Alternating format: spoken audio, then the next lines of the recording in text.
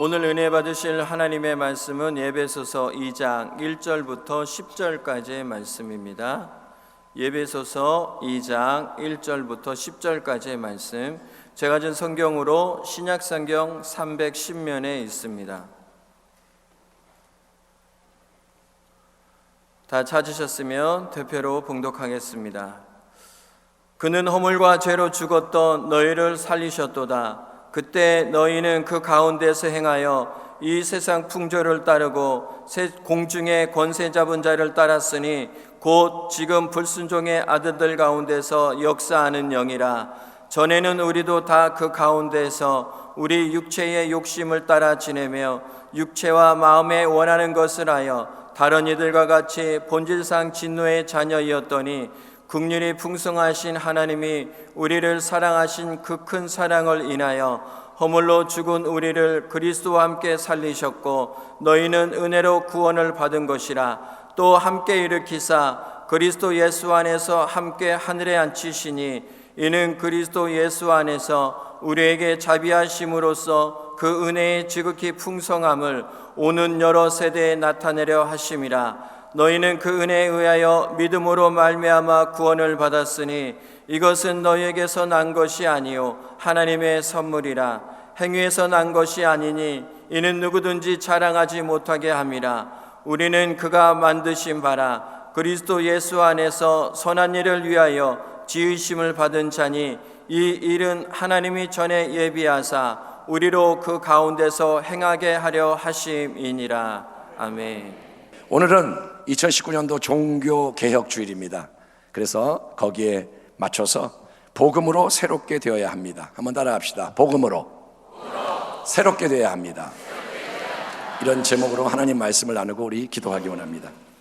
성도 여러분, 복음이란 복되고 기쁜 좋은 소식, 그것을 듣고 믿는 사람에게 하나님의 구원을 가져오는 하나님의 능력의 말씀을 의미합니다. 사도 바울이 말합니다. 내가 복음을 부끄러워하지 아니하노니 이 복음은 모든 믿는 자에게 구원을 주시는 하나님의 능력이 됨이라. 먼저는 유대인에게요 그리고 헬라인에게로다.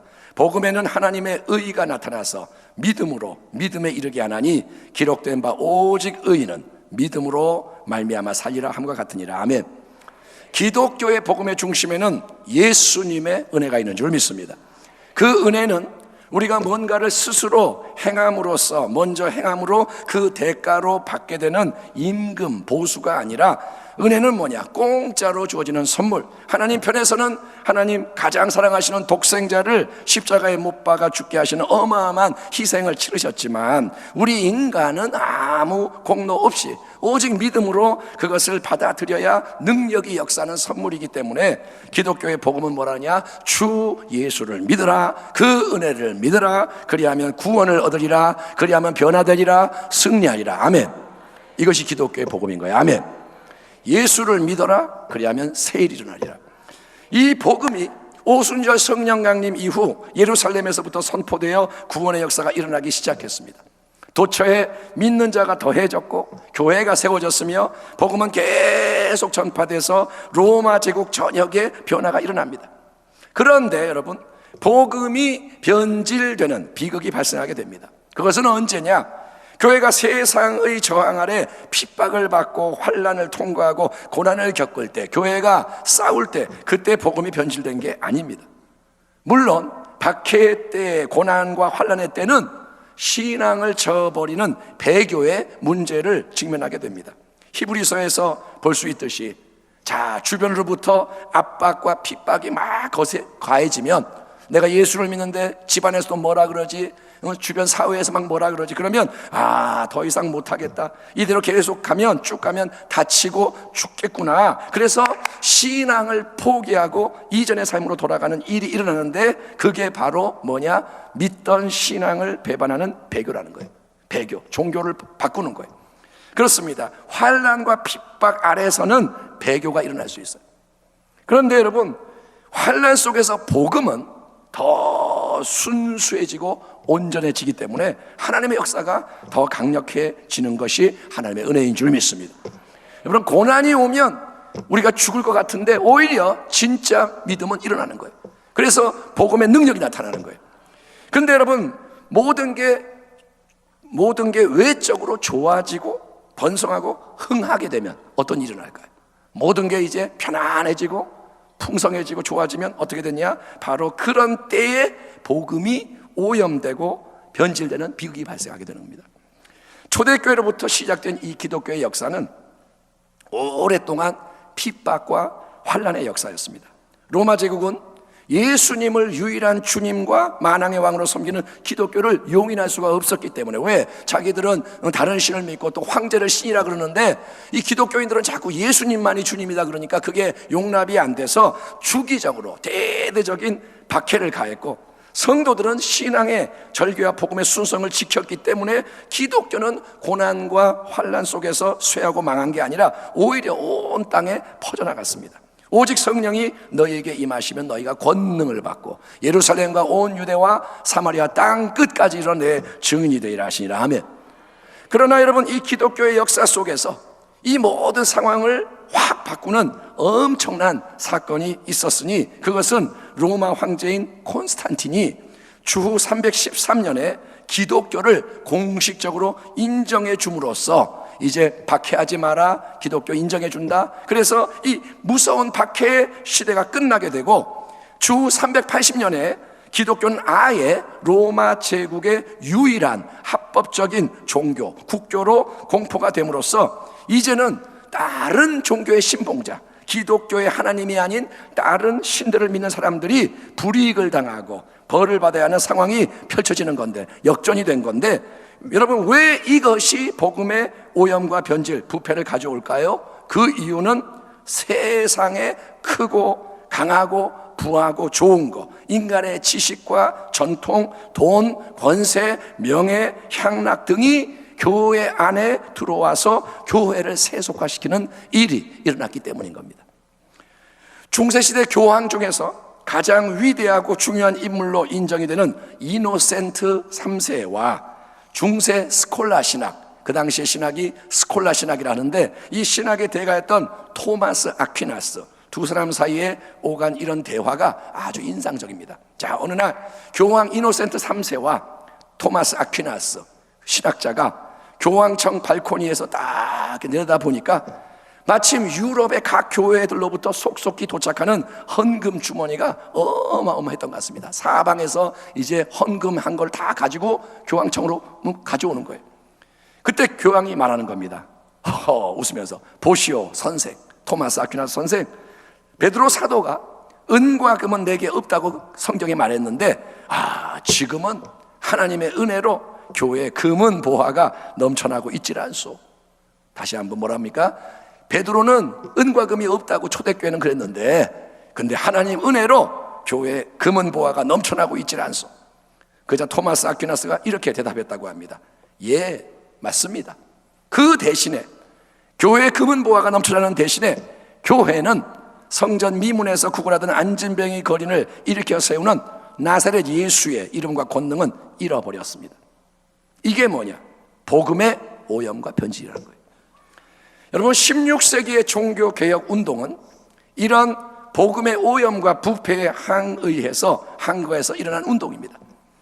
수도승이었고 신학 교수였던 마틴 루터는 중세 로마 가톨릭의 가르침에 따라 누구보다 열심히 하나님을 섬기기 위해 수도원의 엄한 규율대로 잘 행했던, 마치 바리새인 시절 사도 바울과 같은 그런 엘리트였습니다.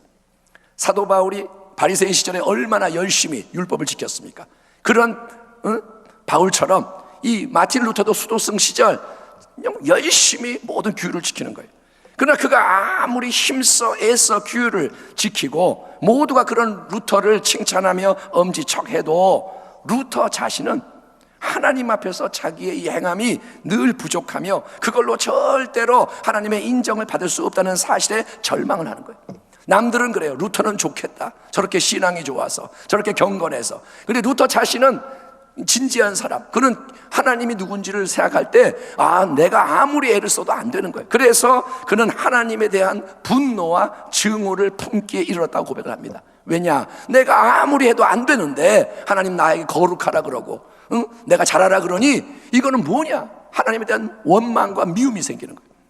그런데 그런 루터에게 해방과 자유를 가져다 준 것은 오랫동안 잊혀져 있던 복음의 진리였습니다. 어느 날 마틴 루터가 로마서 1장에 기록된 하나님 사도 바울의 말씀을 대면했을 때 그 말씀 속에서 복음의 깊은 진리, 오직 나의 의인은 믿음으로 말미암아 살리라, 오직 나의 의인은 믿음으로 말미암아 살리라, 이 깊은 진리가 강력하게 루터에게 열려짐으로써 루터는 마치 열린 문들을 통해서 천국에 들어가는 것처럼 인생의 근본이 새롭게 되는 경험을 하게 됐고, 이런 진리의 체험에 입각해서 루터와 동시대 종교개혁가들이 다시 주장한 종교개혁의 모토는 뭐냐? 첫째, 오직 은혜, 아멘.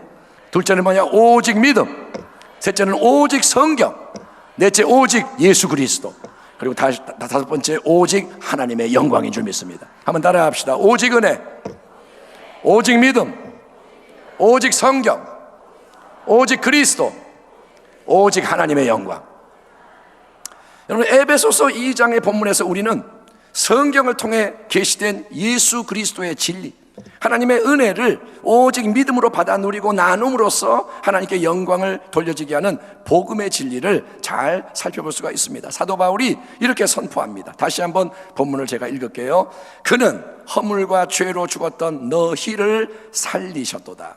그때 너희는 그 가운데서, 허물과 죄 가운데서 행하여 이 세상 풍조를 따르고 공중의 권세 잡은 자를 따랐으니 곧 지금 불순종의 아들들 가운데서 역사하는 영이라.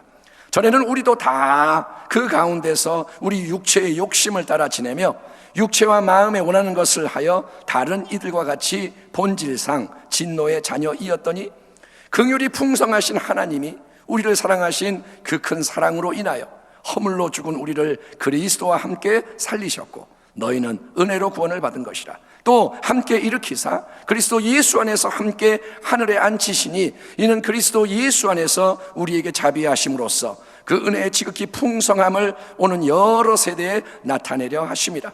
너희는 그 은혜에 의하여 믿음으로 말미암아 구원을 받았으니 이것은 너희에게서 난 것이 아니요 하나님의 선물이라. 행위에서 난 것이 아니니 이는 누구든지 자랑하지 못하게 하려 함이라. 우리는 그가 만드신 바라 그리스도 예수 안에서 선한 일을 위하여 지으심을 받은 자니 이 일은 하나님이 전에 예비하사 우리로 그 가운데서 행하게 하려 하심이니라. 아멘. 에베소서의 이 말씀에 따르면 우리 인생은, 우리 모두의 인생은 이 땅에 태어나는 그 순간 허물과 죄로 영이 죽은 타락한 인생으로 태어나서 세 가지 악한 힘의 지배 아래 비참하게 살아가던 존재라고 말합니다. 첫 번째로 역사하는 악한 힘은 뭐냐? 그것은 세상의 풍조입니다. 한번 따라합시다. 세상의 풍조. 세상의 풍조는 뭐냐? 우리 밖에서 우리에게 다가오는 힘이에요. 세상에 밀려오는 거예요. 악한 문화, 악한 법, 악한 전통, 이런 것이 우리에게 옵니다. 두 번째로 악한 힘은 우리 안에서 역사하는 육체의 정욕입니다. 따라합니다. 육체의 정욕. 예, 죄의 충동을 불러일으키는 그러한 자극하는 힘이 우리 안에 있는 거예요. 타락한 인생, 원죄로 말미암아 자꾸 악한 욕망이 올라옵니다. 그리고 세 번째 악한 힘은 공중의 권세를 잡고 모든 악의 역사에 영적으로 관여하는 원수마귀 사탄과 그 쫄개들인 귀신들인 거예요. 그러니까 밖에는 세상이 있고 안에는 육체가 있고 그리고 악한 영, 마귀와 귀신들이 모든 걸 지배하고, 그러면 그런 힘들의 공조 아래 노예로 살아야 했던 우리는 허물과 죄로 영이 죽어서, 껍데기는 살았지만 영이 죽어서 하나님으로부터 끊어진 상태로 계속 죄의 역사를 더해서 본질상 불순종과 진노의 자녀, 하나님의 뜻에 위배되는 죄를 수도 없이 밥 먹듯 물 마시듯 공기 마시듯 지은 까닭에 하나님의 무서운 진노와 심판의 엄중한 형벌 멸망을 피할 수가 없던 절대 절망의 존재였다는 거예요. 태어나서 죄 가운데 살다가 마지막에 지옥 가는 거예요. 그런데 복음이 전하는 기쁜 복된 소식은 뭐냐? 우리가 믿는 하나님은 긍휼이 풍성하시고 사랑이 무한하셔서 타락하고 범죄한 우리 인생을 우리가 심히 추하고 악하고 연약하고 자격이 없고 함량 미다 모든 면에서 하나님의 인정을 절대 받을 수 없는 그런 존재임에도 불구하고 하나님은 영원하신 독생자 예수 그리스도를 우리의 모든 죄와 그 형벌을 담당하시는 대속의 어린 양으로 십자가 죽음에 내주셔서 구원의 역사를 다 이루시고, 아멘. 예수께서 피를 흘리시고 죽으셔서 다 이루었다 말씀하시고, 그리고 부활과 승천을 통해 우리에게 영원한 새 생명과 자녀의 권세를 확증하셨다는 것입니다. 아멘. 하나님은 여러분 지옥 가야 할 이 땅의 모든 인생 중에서 예쁘고 착하고 똑똑하고 힘있고 잘난 사람, 여러 가지 기준에 합당한 자격이 있는 인생을 고르고 뽑아서 구원하시는 게 아니고, 오직 여러분 은혜에 의하여 믿음으로 말미암아 누구든지 예수님을 나를 위해 죽으시고 부활하신 주님으로 영접하고 따르면 구원을 받게 하시는 것이 복음이라는 거예요. 아멘. 왜일까요? 이는 그리스도 예수 안에서 우리에게 자비하심으로써 그 은혜의 지극히 풍성함을 오는 여러 세대에 나타내려 하심이라. 이것은 너희에게서 난 것이 아니오 하나님의 선물이라. 행위에서 난 것이 아니니 이는 누구든지 자랑하지 못하게 하려 함이라. 아멘. 그러므로 기독교 복음을 진정으로 대면하고 그 진리를 알게 될 때 우리에게 일어나는 가장 근본적인 역사는 하나님의 은혜와 사랑에 감사하며 넘치는 찬양과 경배를 올려드리는 것입니다. 한번 따라 합시다. 은혜의 영광을, 크게 합시다. 은혜의 영광을 찬양하자. 영광스러운 은혜를 찬양하자. 여러분, 복음을 진짜 믿는다면 우리는 감사하고 찬양해야 하는 거예요. 이 순간 내게 무화과 나무가 열매가 없고 포도나무에 열매가 없고 이게 없고 저게 없고 힘들어도 그것은 중요한 게 아니에요. 먼저 뭐냐? 우리는 은혜, 구원의 은혜에 감사할 줄 믿습니다. 여러분, 또 찬양과 경배와 함께 우리가 하나님께 드려야 하는 것은 은혜에 근거한 새로운 삶, 말씀에 대한 기쁨과 순종, 기쁨의 순종인 겁니다. 이 점을 여러분 명심하십시오. 우리가 먼저 뭔가를 행해서 내 공로와 자격으로 구원을 받는 게 아닙니다. 구원에 있어서는 행함이 먼저가 아닙니다. 구원은 믿음으로 받는 것입니다. 그러나 여러분, 우리가 구원의 은혜를 받았으면 그 은혜에 감사해서 또 그 은혜의 능력을 힘입어서 새로운 행함의 열매를 풍성히 맺어야 한다는 거예요. 내가 구원을 받았으면 행함이 없는 믿음은 죽은 믿음인 거예요. 행함으로 나타나는 믿음, 사랑으로 역사하는 믿음. 아멘. 그래서 은혜가 임하면 삶이 바뀌는 겁니다. 500여 년 전 마틴 루터를 위시한 종교개혁가들은 잃어버렸던 복음의 진리를 새롭게 발견함으로써 교회와 세상 속에 큰 변화를 일으켰습니다. 이들을 지칭하는 개신교도, 프로테스탄트라는 단어는 항의하는 자, 저항하는 자라는 뜻인데, 개신교가 뭐냐? 항의하는 자, 이런 말이에요. 싸우는 자.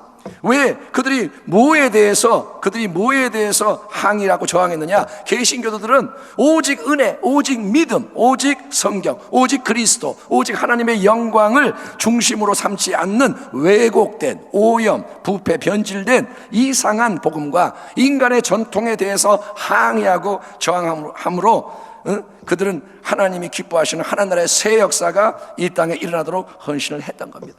그러나 문제는 그런 개신교의 복음과 신앙도 또다시 오염되고 변질될 수 있고, 그런 일이 실제로 자주 많이 일어났다는 겁니다. 여러분, 우리나라는 19세기 중반까지 오랜 세월 동안 복음을 알지 못하던 어둠의 땅이었습니다. 주여, 지금은 아무것도 보이지 않습니다. 주님, 메마르고 가난한 땅, 나무 한 그루 시원하게 자라지 못하는 조선 땅에 저희들을 옮겨와 심으셨습니다. 그 넓고 넓은 태평양을 어떻게 건너왔는지 그 사실이 기적입니다. 주께서 붙잡아 뚝 떨어뜨려 놓으신 듯한 이곳, 지금은 아무것도 보이지 않습니다. 보이는 것은 고집스럽게 얼룩진 어둠뿐입니다. 어둠과 가난과 인습에 묶여있는 조선 사람뿐입니다. 그들은 왜 묶여있는지도 고통이라는 것도 모르고 있습니다. 고통인 줄 모르는 자에게 고통을 벗겨주겠다고 하면 의심부터 하고 화부터 냅니다. 조선 사람들의 속셈이 보이지 않습니다. 이 나라 조정의 내심도 보이지 않습니다. 가마를 타고 다니는 여자들을 영영 볼 기회가 없으면 어쩌나 합니다. 조선의 마음이 보이지 않습니다. 우리가 잘 아는 미국의 그 언더우드 선교사가 처음 이 땅에 도착해서 올려드린 이 기도가 보여주듯이, 복음이 들어오기 전 조선이란 이 땅은, 우리나라는 가난과 인습과 고통과 의심과 한으로 가득한 노름과 술과 이 모든 안 좋은 것으로 가득한 나무 한 그루가 시원하게 자라지 못한 것 같은 척박한 땅이라는 거예요. 선교사가 와서 봤을 때 이 땅은 무슨 땅이냐? 야, 나무 하나 시원하게 자라지 못한 그런 영적으로 어두운 땅이구나. 그런데 하나님의 마음을 품은 사람들이 예수 그리스도의 복음을 가지고 찾아와서 새 역사의 비전을 심는 겁니다. 그들은 어두운 땅에 비전을 심습니다. 언더우드 선교사에 이어지는 기도는 다음과 같습니다. 조선의 마음이 보이지 않습니다. 그리고 저희가 해야 할 일이 보이지 않습니다. 지금은 예배드릴 예배당도 없고 학교도 없고 그저 경계의 의심과 멸시와 천대함이 가득한 이곳이지만 그런데 뭐라냐? 이곳이 멀지 않아 은총의 땅이 되리라는 것을 믿습니다. 주여 오직 제 믿음을 붙잡아 주소서. 아멘. 여러분, 이 믿음으로 언더우드 선교사는 복음의 씨앗을 심어서 오늘날의 세문안 교회와 연세대학교를 세웠고, 언더우드 선교사가 시작한 학교가 연세대학교인 거예요.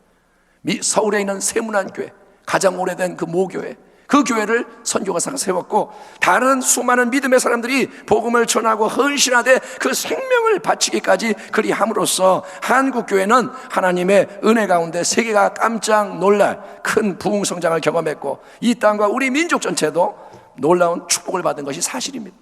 여러분, 일제 식민 통치로 고통을 당했고 동족 상잔의 6.25 전쟁으로 인해 세계에서 가장 빈곤한 나라 중 하나로 원조를 받아야 했던 우리나라가, 여러분 50년 6.25, 그 다음에 우리나라 60년대 그거 아시잖아요.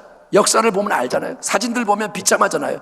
여러분, 그런 나라가 짧은 기간 동안에 엄청난 경제 성장을 이루고 세계 경제 대국으로 우뚝 설 수 있게 된 것은 그것이 그냥 우연과 요행 또는 우리 자신의 잘남 때문일까요? 과연 우리나라 사람이 잘나서 그렇게 했을까요? 여러분, 분명히 알아야 할 진리는 하나님이 도와주시고 복을 내리지 않으시면 아무것도 제대로 될 수 없다는 겁니다. 야훼께서 집을 세우지 아니하시면 세우는 자의 수고가 헛되며, 야훼께서 성을 지키지 아니하시면 파수꾼이 깨어있음이 헛되도다. 너희가 일찍 일어나고 늦게 누우며 수고의 떡을 먹음이 헛되도다. 그러므로 야훼께서 그의 사랑하시는 자에게는 잠을 주시는도다. 아멘. 그렇습니다. 개인의 인생도 그렇고 공동체의 삶도 그렇고 전능하신 하나님, 생사화복, 흥망성쇠의 주관자이신 하나님이 도우시고 이끄셔야 복의 역사가 넘쳐나고 아름답게 되는 것입니다. 우리나라 민족은 복음을 통해 하나님의 은혜를 입었고 믿음의 귀한 열정과 헌신으로 큰 축복을 받았습니다. 원조받던 나라가 다른 나라들을 이제는 지원해주고, 선교의 대상이었던 이 나라가 해외에 많은 선교사를 파송하고 복음을 전하는 변화 속에서 많은 좋은 일, 긍정적인 역사가 이 땅에 일어난 것을 아무도 부인할 수가 없고, 그거는 누가 행한 것이냐? 여러분, 하나님이 행하신 줄 믿습니다. 예. 그러나 여러분, 복음이 언제 오염되고 변질된다고 했나요? 복음이 언제 오염되죠? 여러분, 힘들고 어렵고 고난과 시련을 통과할 때는 복음이 훼손되지 않고 순수해집니다. 왜냐? 그 고난이 복음을 더 복음답게 빛나게 만들기 때문입니다. 그런데 모든 게 외적으로 편해지고 좋아지고 풍성해지면 그때 복음에 다른 게 섞이는 일, 다른 것이 복음의 자리를 차지하는 일이 발생하게 된다는 사실이 애석하지만 우리의 상황 속에서도 드러나게 되는 겁니다. 한국교회는 그동안 열심히 하나님을 믿었고 많은 은혜를 누렸습니다. 하나님은 이 땅의 교회와 민족에게 온갖 좋은 것을 풍성히 허락하셨습니다. 그런데 우리는 그 받은 은혜와 축복에 항상 기뻐하며 감사하지 못하고, 마치 구약 성경의 이스라엘 백성이 고질적으로 그리했듯이 모든 게 당연한 것처럼, 지금 우리가 가지고 있는 모든 게 당연한 것처럼, 내가 잘해서 받은 것처럼 착각하며 자꾸 더 많은 좋은 것을 나를 위해 얻고 나를 위해 쌓아두고 나를 위해 사용하는데 급급하지 않았나는 생각이 드는 거예요. 우리가 부유한데도 모자라요. 행복하지 않아요. 남이 더 가져서 부러워요. 여러분, 물론 모든 성도와 교회가 그런 건 아니겠죠. 또 정도의 차이가 있겠죠. 하지만 전반적으로 오늘날 우리가 직면하고 있는 우리의 삶과 사회의 문제를 바라보면서 우리는 그거는 세상이 악해서 그런 거예요.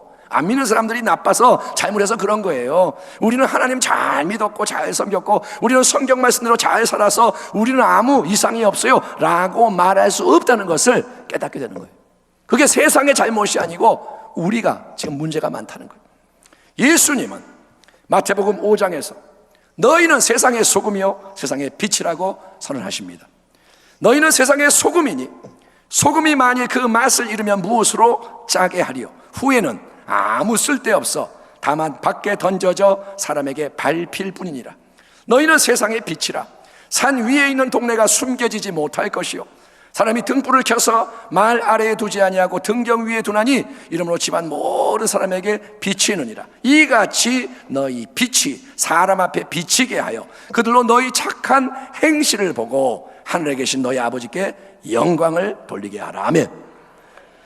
예수님은 우리가 그냥 소금과 빛이라 말하지 않습니다. 또 예수님은 너희는 교회의 소금이다, 교회의 빛이라고 말하지 않습니다. 예수님은 분명히 뭐라냐? 너희는 세상의 소금, 세상의 빛. 그러니까 세상과의 관계 속에서 많은 사람들 앞에서 소금의 짠맛을 내야 하고 빛의 능력으로 환히 비추는 존재라고 말씀하시는 거예요. 초대교회는 이런 사명을 감당하는 교회였습니다. 종교계 운동도 그 당시 어두운 세상 속에서 동일한 사명을 감당했습니다. 그런데 지금 우리는 교회와 성도로서 세상 앞에 과연 어떤 모습이고 어떤 상태냐고 질문을 해본다면 우리는 혹시 짠맛을 잃어버린, 그래서 사람들의 발에 밟히는 소금 또는 빛을 발하지 못하는 아무 쓸데없는 등과 같지는 않나 생각해 보게 되는 겁니다. 우리는 소금인데 짠맛이 안 나서 밟히고 있는 게 아닌가? 왜 우리를 개독교라고 세상이 막 부르는가? 왜 이렇게 교회를 함부로 대하고 교회를 미워하고 교회를 우습게 여기고? 여러분, 이 모든 게 성경 말씀에 나와 있어요. 밟힐 뿐이라. 짠맛을 잃어버리면 밟히는 일, 빛을 잃어버리면 쓸모없어 버려지는 일. 여러분, 이 질문을 더 개인적으로 실존적으로 각 사람이 던져본다면 과연 나는, 당신은 한 주 동안 살아가는 내 삶의 현장에서 가족에게, 이웃, 또 마주치는 수많은 사람들을 대면하는 가운데 과연 어떤 신앙적인 파장, 복음에 선한 영향력을 발휘하며 살아가고 있느냐? 나 때문에 누군가가 예수님을 알게 되고 나 때문에 하나님을 찾게 되고 구원받고 변화돼서 동일한 세상의 소금, 세상의 빛으로 살아가는 일이 지금 일어나고 있느냐? 그런 역사가 얼마나 더 자주 풍성히 나타나느냐? 여러분, 그저 내 삶 속에 힘든 문제가 예수 믿어서 해결되고 모든 게 이제 편안해지고 좋은 일이 생기고 가족이 잘 지내고 염려 걱정이 없다, 할렐루야로 신앙의 삶이 끝나면 안 된다는 거예요. 내가 예수를 믿는데 이만하면 살만하네, 이게 우리의 삶의 목적이 아니라는 겁니다. 주 예수님이 허물과 죄로 영이 죽었던 우리를 죄악 세상에서 구원하시고 하나님 자녀라는 새로운 신분과 생명을 주신 것은 너희의 짠맛이 세상 속에 스며들게 하고 너희의 빛이 사람 앞에 비치게 하여 그들로 너희의 착한 행실을 보고 하늘에 계신 너희 아버지께 영광을 돌리게 하라. 그들도 하나님을 알게 하고 하나님께 돌아와서 하나님 나라의 백성과 가족이 되게 하라는 것입니다. 아멘. 우리를 향한 주의 뜻은 그겁니다. 그렇기 때문에 우리는 사랑하는 성도 여러분, 복음의 본질로 돌아가야 합니다. 복음의 본질은 뭐냐? 그것은 십자가와 부활, 예수 그리스도와 함께 우리가 죽고 부활하신 주님의 새 생명 안에서 다시 태어나서 전혀 새롭게 살아가는 것입니다. 한번 따라합시다. 새 생명 가운데 행하라. 내가 그리스도와 함께 십자가에 못 박혔나니 그런즉 이제는 내가 사는 것이 아니요 오직 내 안에 그리스도께서 사시는 것이라. 이제 내가 육체 가운데 사는 것은 나를 사랑하사 나를 위하여 자기 자신을 버리신 하나님의 아들을 믿는 믿음 안에서 사는 것이라. 동일한 진리가 에베소 2장 본문에서는 이렇게 표현되어 있습니다. 긍휼이 풍성하신 하나님이 우리를 사랑하신 그 큰 사랑을 인하여 허물로 죽은 우리를 그리스도와 함께 살리셨고 너희는 은혜로 구원을 받은 것이라. 또 함께 일으키사 그리스도 예수 안에서 함께 하늘에 앉히시니. 아멘. 여러분이 지금 어디에 앉아 있다고요? 하늘에 앉아 있다는 거예요. 우리는 예수를 믿는 즉시 저 영원한 천국 본향으로 옮겨지는 것은 아닙니다. 예수를 믿는 순간 여러분이 짠 하늘로 올라가는 건 아닙니다. 하나님이 허락하신 정해진 날 동안에는 우리가 이 땅에 여전히 발을 딛고 살아가야 하는 게 맞지만, 우리는 그런데 여러분 더 이상 이 세상에 속한, 그러니까 세상의 악한 풍조에 매여서 끌려가는 노예나 포로 같은 존재가 아니라 이제 그리스도 예수 안에서 함께 하늘에 앉혀져 있는, 즉 예수님이 가지고 계신 하늘 보좌의 권세로 이 땅 위에 창조적인 변화를 함께 일으키며 예수님의 주되심을 나타내기 위해 살아가는 인생임을 성경이 증언하고 있는 거예요. 아멘. 이 땅에 몸은 있지만 우리의 영과 모든 것은 하늘로부터 지배를 받는 겁니다. 예. 그것이 바로 예수 그리스도 안에 있는 새로운 피조물로서의 각 성도와 예수 그리스도의 가시적인 몸으로서 함께 연합된 교회 공동체의 사명이라는 겁니다. 아멘. 우리는 구별된 자입니다. 우리는 세상과 짝하지 않는 자입니다. 그것이 하나님의 말씀인 거예요.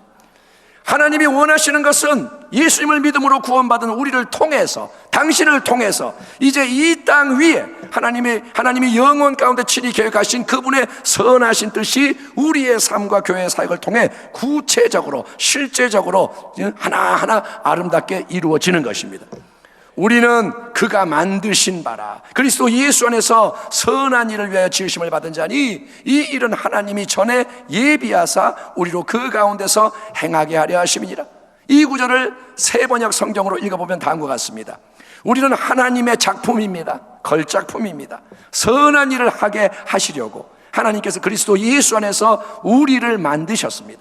하나님께서 이렇게 미리 준비하신 것은 우리가 선한 일을 하며 살아가게 하시려는 것입니다. 아멘. 아멘.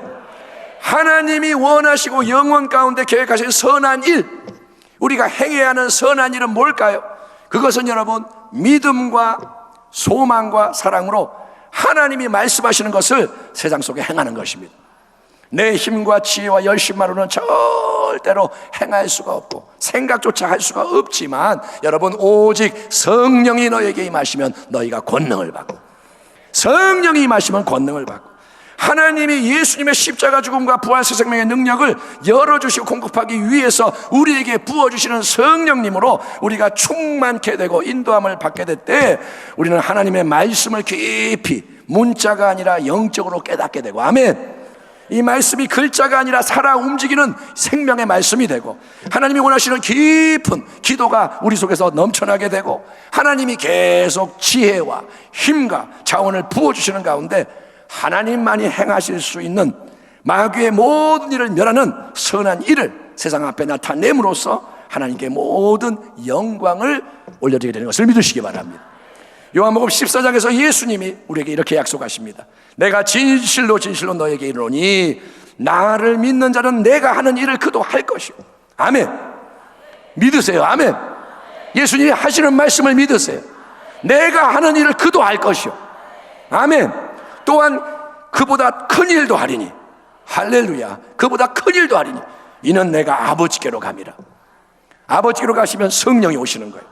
너희가 내 이름으로 무엇을 구하든지 내가 행하리니 이는 아버지로 하여금 아들로 말미암아 영광을 받으시게 하려 함이라. 내 이름으로 무엇이든지 내게 구하면 내가 행하리라. 너희가 나를 사랑하면 나의 계명을 지키리라. 아멘.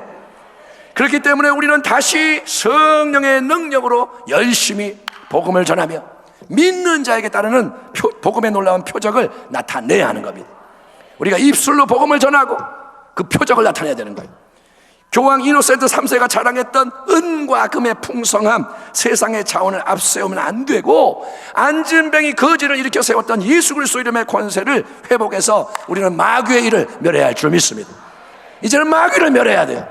거짓에, 유혹에, 미혹에, 탐욕에, 정욕에, 모든 폭력과 음란과 이러한 걸로 역사하는 마귀를 우리가 봐주는 게 아니라 무찔러야 되는 겁니다. 또 우리는 동일한 성령의 능력으로 원수조차 사랑하고 핍박자를 위해 기도하며 축복하는 향기나는 인격의 열매를 풍성히 맺어야 합니다. 이같이 한즉 하늘에 계신 너희 아버지의 아들이 되리니 이는 하나님이 그 해를, 태양을 악인과 선인에게 비추시며 비를 의로운 자와 불의한 자에게 내려주심이라.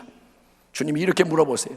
너희가 너희를 사랑하는 자를 사랑하면 무슨 상이 있으리요? 너희가 네 가족만 챙기고 너 좋아하는 친구만 챙기고 네 마음에 드는 사람만 너희가 사랑하면 무슨 상이 있으요? 세리도 이같이 아니하느냐? 또 너희가 너희 형제에게만 무난하면 남보다 더 하는 것이 무엇이냐? 이방인들도 이같이 아니하느냐? 그러므로 하늘에 계신 너희 아버지의 온전하심과 같이 너희도 온전하라. 아멘. 이 모든 것은 인간의 힘과 능으로 되지 않고 오직 하나님의 말씀과 성령의 능력으로 가능하니, 사랑하는 귀한 성도 여러분이여, 우리 모두가 다시 복음 앞으로 나아가서 삶 전체를 새롭게 만드는 세상의 소금, 세상의 빛, 하나님 나라의 선한 역사에 쓰임받는 아름다운 통로와 도구가 다 되시기를 우리의 영원한 생명과 우리의 영광 되시는 주 예수 그리스도의 이름으로 축원합니다. 기도하겠습니다. 하나님 아버지, 감사합니다. 복음이 무엇인지를 다시 생각해 보았습니다. 이 복음이 하나님 우리에게 임하여 우리가 교회로서 성도로서 하나님 앞에 예배드리오니 다시 복음의 영광을 드러내 주시옵소서. 예수님을 높여 주시옵소서. 믿음으로, 소망으로, 사랑으로 성령 안에서 우리가 행할 때 이 땅이 변화되게 하시고 하나님 많은 영혼이 구원되게 하여 주시옵소서. 예수님의 이름으로 감사하고 축복하며 기도하옵나이다. 아멘.